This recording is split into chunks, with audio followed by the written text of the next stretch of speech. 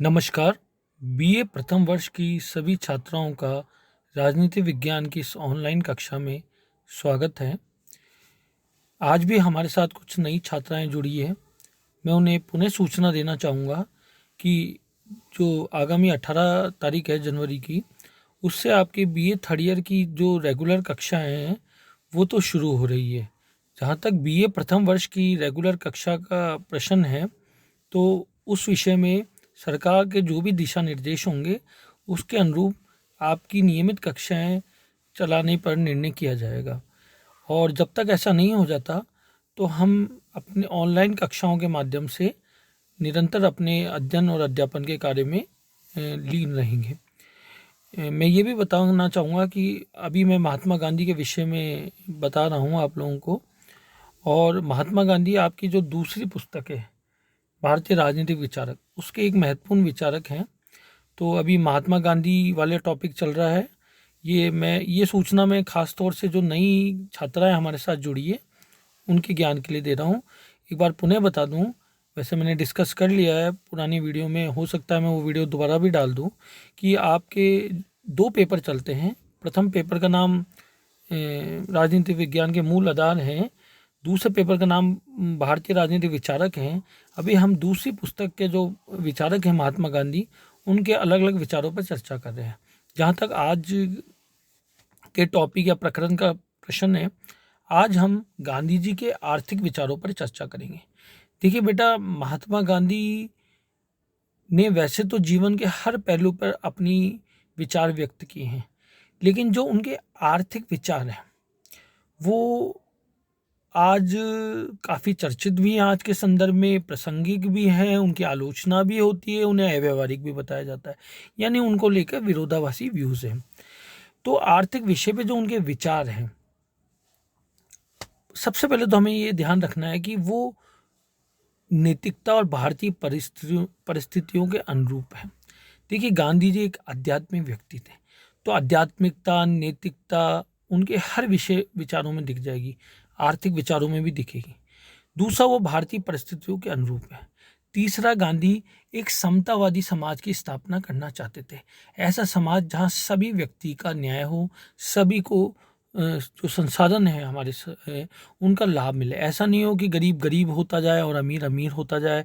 कुछ लोगों को तो के पास तो इतना अति हो संसाधनों की कि उन्हें समझ में नहीं आता कि उसका उपयोग कैसे किया जाए, और कईयों के पास संसाधनों से इतने वंचित हो कि उनकी प्राथमिक आवश्यकताओं की भी पूर्ति ना हो पाए। तो ऐसा समाज ना हो, समतावादी समाज हो, समान समाज हो। समतावादी समाज का ये मतलब नहीं है सबकी आर्थिक स्थिति बराबर हो, यानी सबकी आर्थिक स्थिति बराबर हो, ये मतलब नहीं होता समान आर्थिक समानता या समतावादी समाज का, कि भाई सभी की आर्थिक स्थिति एक बराबर हो जाए। समतावादी समाज या आर्थिक समानता का अर्थ ये होता है भाई सबकी न्यूनतम जो आवश्यकता है, चाहे रोटी है, कपड़ा है, मकान है, शिक्षा है, स्वास्थ्य है, उनकी पूर्ति हो। सभी को आर्थिक आजीविका, सब अपनी आर्थिक आजीविका का चयन कर सके, उनको अपने आर्थिक रूप से सक्षम हो अपनी आवश्यकताओं की पूर्ति में। ऐसी व्यवस्था तो न्यूनतम रूप में हो। अब समतावादी जो समाज है उसकी स्थापना कैसे हो, उसके बारे में अलग अलग तरह के व्यूज़ या विचार हमारे सामने आते हैं।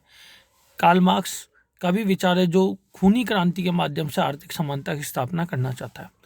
तो फेबियन या लोकतांत्रिक समाजवादी हैं जो लोकतांत्रिक रूप में समाजवाद की स्थापना करना चाहते हैं। तो वहाँ एक गांधी का जो विचार है इन दोनों ही विचारों से हटके और बीच का है, क्योंकि गांधी जी एक आध्यात्मिक व्यक्ति थे, नैतिक व्यक्ति थे। तो नैतिकता और आध्यात्मिकता का पुट उनके विचारों में देखने को मिलता है। ठीक है, तो सबसे पहले हमें याद रखना है आगे बढ़ने से पहले कि भाई गांधी जी के जो आर्थिक विचार है वो पहली बात तो भारतीय परिस्थितियों के अनुरूप थे, नैतिकता का पुट उसमें मिलता है। तीसरा, उसका आदर्शता एक समतावादी समाज, ऐसा समाज जहाँ सभी की न्यूनतम आवश्यकताओं की पूर्ति हो। ठीक है, चौथी बात हमें ये याद रखनी है कि गांधी जी जो भी परिवर्तन चाहते थे वो सत्य, अहिंसा और सहयोग के द्वारा चाहते थे। मार्क्स से जहाँ इस मुद्दे पे उनकी समानता है कि दोनों ही समतावादी समाज की स्थापना करना चाहते थे, वहीं इस मुद्दे पे गंभीर मतभेद है कि जहां मार्क्स खूनी क्रांति के माध्यम से, वर्ग संघर्ष के माध्यम से आर्थिक समानता की बात करता था, वहीं गांधी अहिंसा के माध्यम से, सत्याग्रह के माध्यम से, वर्ग सहयोग के माध्यम से, मार्क्स वर्ग संघर्ष की बात कर रहा है, गांधी वर्ग सहयोग की बात कर रहे हैं। वर्ग सहयोग यानी आपसी सहयोग के माध्यम से, स्वैच्छिक माध्यम से समतावादी समाज की स्थापना करना चाहते हैं। तो ये बात है। अब जो गांधी के आर्थिक विचार हैं, देखिए उसमें जो मुख्य बिंदु हैं, जो मुख्य विचार हैं, वो हैं औद्योगिकरण का उन्होंने विरोध किया, कुटीर उद्योग धंधों का उन्होंने समर्थन किया, व्यक्तिगत संपत्ति संबंधी उनकी जो प्रन्यास धारणा थी, जिसे हम ट्रस्टीशिप थ्योरी भी बोलते हैं, ट्रस्टीशिप का सिद्धांत भी बोलते हैं, वो अपरिग्रह का उनका सिद्धांत, वर्ग सहयोग की धारणा, या फिर एस्ते और रोटी के लिए अनिवार्य श्रम संबंधी उनकी धारणा, ये उनके प्रमुख विचार हैं आर्थिक पे। आज हम सबसे पहले औद्योगिकरण और कुटीर उद्योग धंधे और लेबर फॉर ब्रेड की जो उनकी थ्योरी है, यानी अपनी आवश्यकताओं की पूर्ति के लिए श्रम वाला जो उनका सिद्धांत है, इन 3 मुद्दों पे चर्चा करेंगे। बाकी मुद्दों पे अगले वीडियो में चर्चा करेंगे। तो सबसे पहले देखिए बेटा, उनने औद्योगिकरण का विरोध किया। अब औद्योगिकरण क्या होता है? मुझे लगता है कि इस वर्ड से, इस शब्द से आप सभी परिचित होंगे। इंडस्ट्रियलाइजेशन यानी बड़े बड़े उद्योगों की स्थापना करो। और आप ये समझते रहते हो कि आजकल तो सरकार इस बात का प्रयास करती रहती है, चाहे राज्य हो, चाहे केंद्र हो, चाहे विदेशों में हो, कि उनके राज्य, उनके क्षेत्र में उद्योग लगे ताकि लोगों को रोजगार मिले, बड़े पैमाने पर उत्पादन हो, सरकार को राजस्व मिले, ताकि लोग कल्याणकारी योजनाओं में उस राजस्व को व्यय किया जा सके। तो और उद्योग जो जिन देशों में बड़े उद्योग हैं वही शक्तिशाली भी हैं। तो औद्योगिकरण मतलब बड़े बड़े उद्योग धंधे, फैक्ट्रियाँ, इनकी स्थापना करना, ये आज के संबंध में सच्चाई है। और आज जो औद्योगिक रूप से सक्षम राष्ट्र हैं वही शक्तिशाली भी राष्ट्र हैं, आर्थिक रूप से भी और राजनीतिक रूप से भी। लेकिन गांधी जी औद्योगिकरण या औद्योगिक क्रांति का विरोध करते थे। क्यों विरोध करते थे? वही बात, गांधी जी नैतिकतावादी थे। गांधी जी का मानना था कि भाई ये औद्योगिकरण है ना, पहली बात तो ये केंद्रीकरण की प्रवृत्ति का होता है, यानी एक ही जगह सबका काम हो जाता है। और जब केंद्रीकरण यानी एक ही शक्ति जगह आदमी स्थिर हो जाती है, एक ही जगह, एक ही बिंदु पर, तो वहाँ तानाशाही का जन्म होता है, लोगों का शोषण होता है। दूसरा, ये औद्योगिकरण में क्या होता है कि जहाँ छोटे उद्योग धंधों में 100 जने जो एक काम को करते हैं, वो बड़ी बड़ी मशीन, कंप्यूटर के माध्यम से एक मशीन या एक कंप्यूटर 100 जनों का काम कर लेता है, तो बाकी 99 लोग बेरोजगार हो जाते हैं। तो 2 मुद्दों पे उनने विरोध किया। पहला तो केंद्रीकरण की प्रवृत्ति का होता है, दूसरा इसमें क्योंकि बड़ी मशीनें, कंप्यूटरों, इनका उपयोग किया जाता है, तो इसके परिणाम स्वरूप बेरोजगारी बड़े पैमाने पर फैलती है। क्योंकि मशीनें तो भाई जो 100 आदमी काम करेगा वो एक ही मशीन कर सकती है, तो 99 लोग बेरोजगार हो सकते हैं। इसलिए वो बोलते थे कि वैसे भी औद्योगिकरण तो सही नहीं, और भारतीय परिस्थितियों में तो इसकी जो प्रासंगिकता है, इसकी रेलिवेंस है, इसकी जो ज़रूरत है, और भी कम हो जाती है, और भी नहीं, बिल्कुल भी नहीं है। ये उनका मानना था।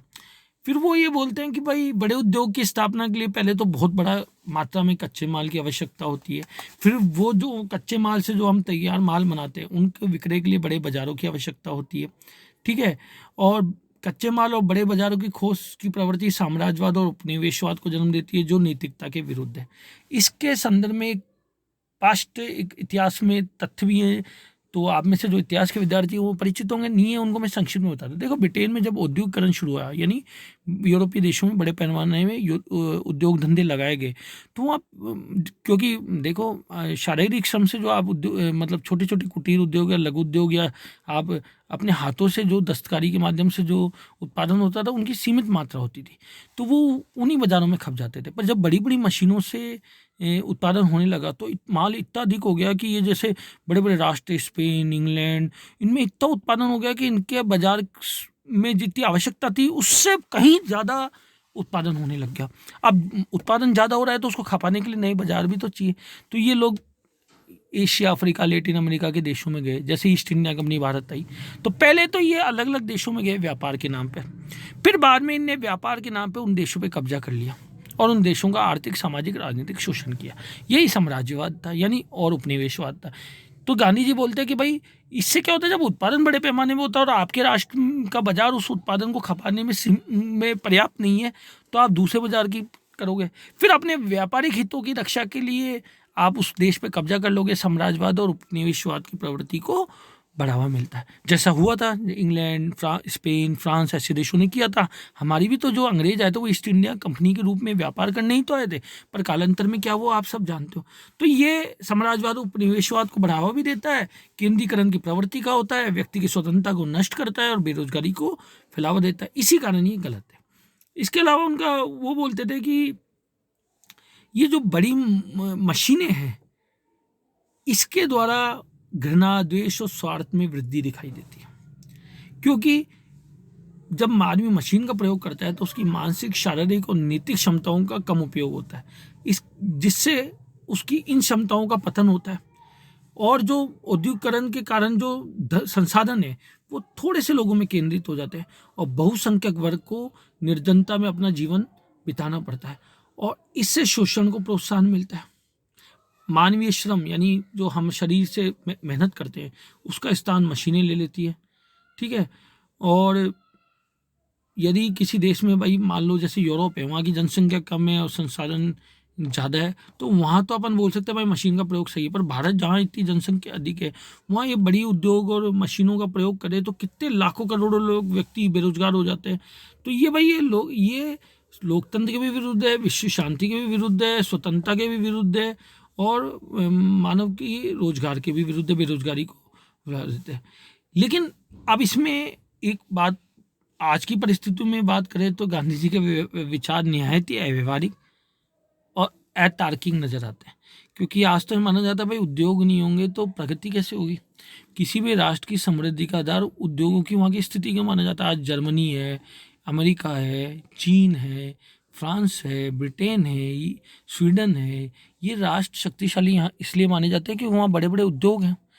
तो गांधी जी के विचार भाई उद्योग ना हो तो ये विचार ना तो व्यवहारिक है और ना ही तार्किक है और स्वीकार करने योग्य भी नहीं है।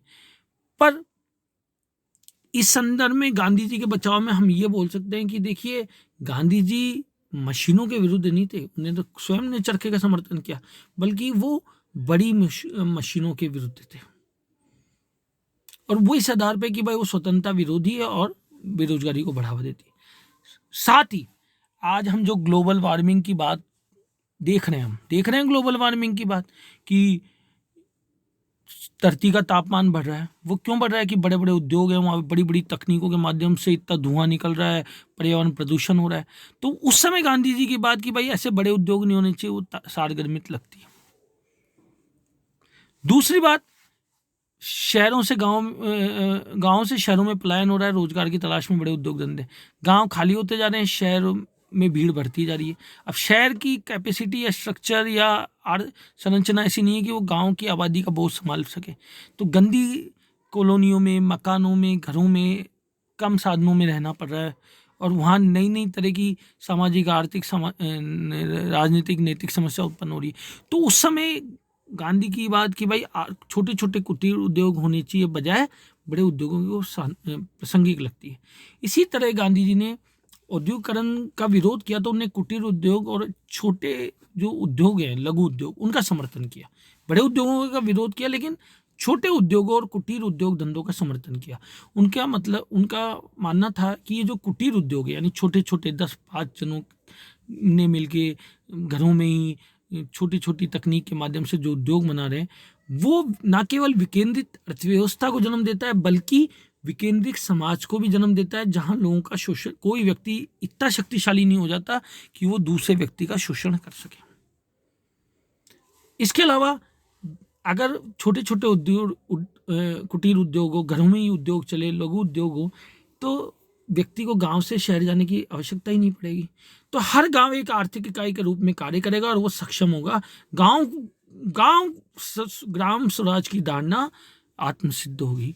शहरों में भीड़ लगाने की जरूरत नहीं है, शहरों में जाके अपना शोषण कराने की जरूरत नहीं है। गांव में ही आपकी आवश्यकता पूरी होगी, गांव में ही आदमी इतना सक्षम होगा छोटे छोटे उद्योग के माध्यम से ना केवल खुद रोजगार करेगा बल्कि दूसरों को भी रोजगार देगा।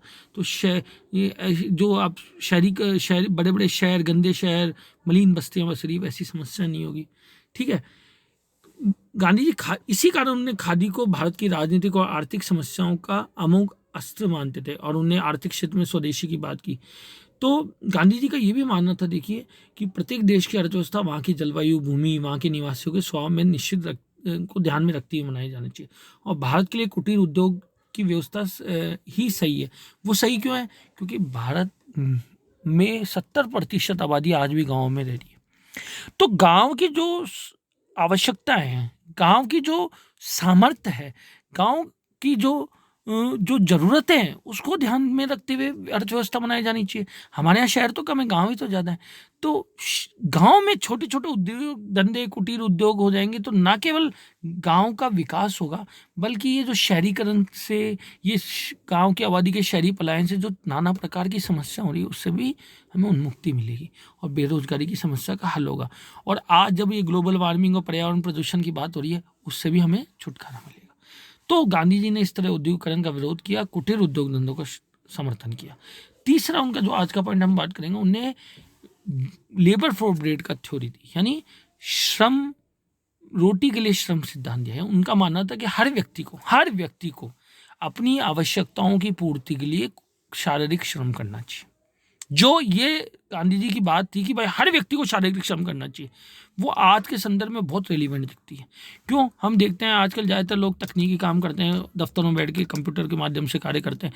तो व्यक्ति के कितनी तरह की समस्या होगी, वो कभी हम देखते हैं कि वो उसमें मतलब कई तरह की विकार उत्पन्न हो जाते हैं, मानसिक विकार, आत्महत्या जैसे कदम उठा लेता है। जवान लोगों के हृदयघात, हार्ट अटैक जैसी बीमारियां हो रही है, रक्तचाप, उच्च रक्तचाप, निम्न रक्तचाप, तनाव है, इस तरह की समस्या देखने को मिल रही है। क्यों मिल रही है? कि व्यक्ति मानसिक श्रम तो कर रहा है पर शारीरिक श्रम नहीं कर रहा। तो कई तरह की शारीरिक समस्या होने लगी। पहले हम सुनते थे 35 साल की उम्र में, 30 साल की उम्र में हार्ट अटैक हो जाता, पर अब हो रहा है क्योंकि लोग पहले शारीरिक श्रम करते थे, अब नहीं कर रहे। अब वो कंप्यूटरों के माध्यम से कार्य कर रहे हैं, नहीं कर रहे। तो गांधी का मानना था कि भाई कोई ना कोई व्यक्ति को शारीरिक श्रम करना ही चाहिए अपनी आवश्यकताओं की पूर्ति के लिए। तो ये सिद्धांत भी आज के समय में जब मानव नाना प्रकार की बीमारियों से पीड़ित है, उसमें कि हर व्यक्ति को शारीरिक श्रम करना चाहिए। मानसिक श्रम तो कर ही रहा है, पर उसके साथ साथ शारीरिक श्रम भी करना चाहिए। नहीं कि 6 घंटे दफ्तर में कंप्यूटर का काम कर ले, वही काम है, नहीं, कोई ना कोई शारीरिक श्रम भी करना चाहिए। तो ये थ्योरी भी गांधी जी की बहुत ही आज के संदर्भ में प्रासंगिक है और स्वागत योग्य है। तो इस तरह आज हमने गांधी जी के आर्थिक विचारों के संदर्भ में 3 विचारों से परिचित हुए कि किस तरह उन्होंने औद्योगिकरण का विरोध किया, किस तरह छोटे लघु उद्योग धंधों का समर्थन किया, जिससे विकेंद्रित समाज और विकेंद्रित अर्थव्यवस्था गांव को के लक्ष्य को प्राप्त किया जा सकता है, गांव आत्मनिर्भर बने, वो बात की। और किस तरह आज जो मानव शारीरिक समस्याओं से, शारीरिक स्वास्थ्य से पीड़ित है, उसको किस तरह उन्हें, उनकी जो थ्योरी है, उनका जो सिद्धांत है कि आप रोटी कमाने के लिए कोई ना कोई शारीरिक श्रम करें, वो किस तरह अवश्य उपयोगी हो सकती है आज के मानव के लिए, ये हमने पढ़ा। जो कल हमारा वीडियो होगा उसमें हम गांधी जी के जो अगले दूसरे आर्थिक विचार हैं उन पर चर्चा करेंगे। इस आज के वीडियो पे आपको जो भी क्वेश्चन है आज के टॉपिक पे, तो आप वो व्हाट्सएप के माध्यम से कर सकते हैं। धन्यवाद। जय हिंद।